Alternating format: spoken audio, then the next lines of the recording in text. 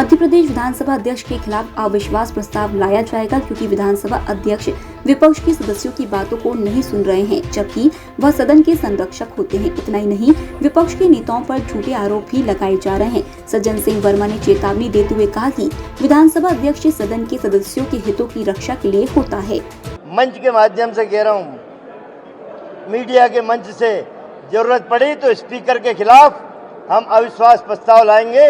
जो स्पीकर अपने सदस्यों के हितों की रक्षा नहीं कर सकता, ऐसे स्पीकर को बने रहने का अधिकार नहीं है। बुधवार को मध्य प्रदेश विधानसभा की कार्यवाही अनिश्चितकाल के लिए स्थगित कर दी गई है। समय से पहले स्थगित हुई विधानसभा की कार्यवाही को लेकर पूर्व मंत्री एवं कार्य मंत्रणा समिति के सदस्य सज्जन सिंह वर्मा ने मुख्यमंत्री शिवराज सिंह चौहान पर गंभीर आरोप लगाए हैं। उन्होंने आरोप लगाते हुए कहा कि मुख्यमंत्री शिवराज सिंह चौहान ने विधानसभा अध्यक्ष के साथ षड्यंत्र मिलकर रणनीति के तहत कार्यवाही को स्थगित करवाया है, जबकि विपक्ष के तमाम सदस्य चर्चा के लिए तैयारी से आए थे। भारतीय जनता पार्टी की शिवराज चौहान की स्पीकर के साथ मिलके शिवराज चौहान ने ये षड्यंत्र रचा है। लोकतंत्र के इस पवित्र मंदिर में आज लोकतंत्र की हत्या हुई है। एक एक विधायक तैयारी करके आया था। हमारी कांग्रेस पार्टी का हर विषय पे डिबेट होना थी, लेकिन स्पीकर ने एक बात भी सदस्यों की नहीं सुनी। मध्य प्रदेश विधानसभा का बजट सत्र बुधवार को चर्चा के बाद अनिश्चितकाल के लिए स्थगित कर दिया गया। समय से पहले विधानसभा के अनिश्चितकाल के लिए स्थगित होने पर विपक्ष ने सत्ता पक्ष पर सवालिया निशान खड़े किए। जीतू पटवारी ने विधानसभा में बयान देते हुए कहा, हमारे नेता प्रतिपक्ष और पूर्व मुख्यमंत्री कमलनाथ जी ने विधानसभा सत्र को 1 हफ्ते बढ़ाने की मांग की थी, लेकिन सत्ता पक्ष ने गलत बयानी करते हुए विधानसभा की कार्यवाही को अनिश्चितकाल के लिए स्थगित कर दिया। कि सदन सरकार चलाना नहीं चाहती है और सदन में गलत बयानी करना, और वो भी संसदीय कार्य मंत्री, अपने आप में गुनाह है, अपराध है।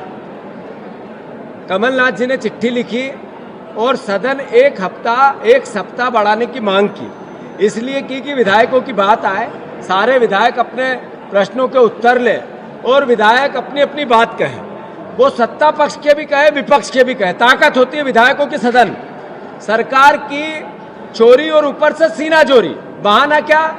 नेता प्रतिपक्ष मना करते हैं सदन चलाने का। हिस्ट्री में हुआ है क्या कि नेता प्रतिपक्ष की ताकत ही सदन होती है। वो चलाना चाहते हैं, सरकार बचना चाहती है, शिवराज जी अपने कुकर्मों को छुपाना चाहते हैं और आरोप विपक्ष पे लगाना चाहते हैं। ये लोकतंत्र के लिए संक्रमण काल है। संसदीय कार्य मंत्री डॉक्टर नरोत्तम मिश्रा ने विधानसभा की कार्यवाही अनिश्चितकाल के लिए स्थगित होने पर बयान दिया।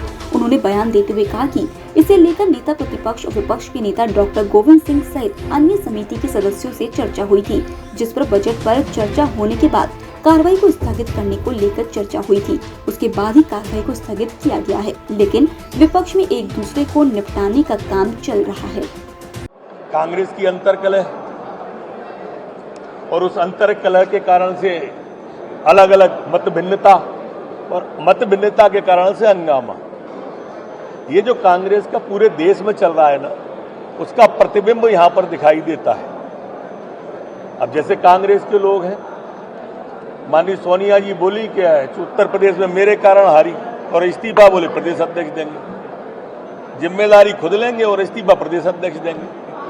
मैंने कहा एक बार था कि खराबी इंजन में और डिब्बे बदले जाते हैं। ये बड़ी विसंगत कांग्रेस की है और वही कमोबेश यहाँ है कि जितने लोगों ने विरोध किया है या आपके सामने आगे करेंगे, ये सीधा सीधा कमलनाथ जी के नेतृत्व पर उंगली उठाएंगे। बुधवार को विधानसभा में पूर्व मंत्री एवं विधायक पीसी शर्मा ने वन विभाग में हो रहे भ्रष्टाचार का मुद्दा सदन में उठाया। उन्होंने ध्यान आकर्षण के माध्यम से वन विभाग अब्दुल्लागंज में हुए भ्रष्टाचार का मुद्दा भी उठाया। उन्होंने कहा कि अब्दुल्लागंज में पौधारोपण के नाम पर करोड़ों रुपए का काम किया गया और उसी क्षेत्र में आगजनी की घटना हो जाती है। इससे यह साफ जाहिर होता है कि इसमें करोड़ों रुपए का भ्रष्टाचार हुआ है।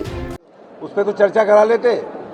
अब जो ध्यानाकर्षण था वो वन विभाग का, 2007 से यही वन मंत्री ने भूमि पूजन किया। 15 साल में बिल्डिंग नहीं बनी, 50 करोड़ से 150 करोड़ पहुंच गई।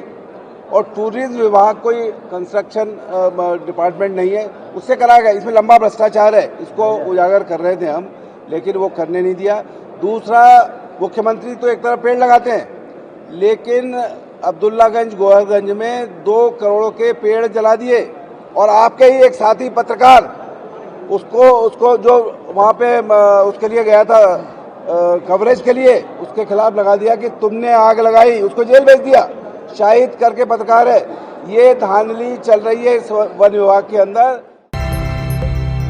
कोरोना के 2 साल के विकट संकट के बाद इस बार राजधानी भोपाल में होली और रंग पंचमी का पर्व धूमधाम और हर्षोल्लास के साथ मनाया जाएगा। इस त्योहार को लेकर हिंदू उत्सव समिति के अध्यक्ष कैलाश बेगवानी ने पत्रकार वार्ता आयोजित कर कार्यक्रम की जानकारी दी। उन्होंने बताया कि शुक्रवार को होली चल समारोह का जुलूस दयानंद चौक से प्रारंभ होकर विभिन्न मार्गों से होते हुए जनकपुरी जवाहर चौक पर संपन्न होगा। इसी तरह रंग पंचमी का त्योहार 22 मार्च को सुभाष चौक से प्रारंभ होकर हनुमानगंज में संपन्न होगा। चल समारोह में ढोल, नगाड़े, डीजे और झांकियां मुख्य आकर्षण का केंद्र होंगी। 2 साल से कोरोना की मारामारी की वजह से जुलूस पे प्रतिबंध था। 2 साल बाद हम लोगों में युवाओं में बहुत ज़्यादा जोश है। इसको देखते हुए समिति ने ये निर्णय लिया है कि जुलूस इस बार भव्य निकलेगा। जुलूस के अंदर जो हमने व्यवस्थाएं की हैं उसमें 15 ध्वज हैं, 15 ढोल हैं, 4 डीजे हैं और 3 रथ हैं। गुलाल की मशीन है, गुलाल उड़ाती हुई जाएगी। ईएमएस टीवी के YouTube चैनल को सब्सक्राइब करें और बेल आइकन दबाएं। साथ ही ईएमएस न्यूज ऐप डाउनलोड करें।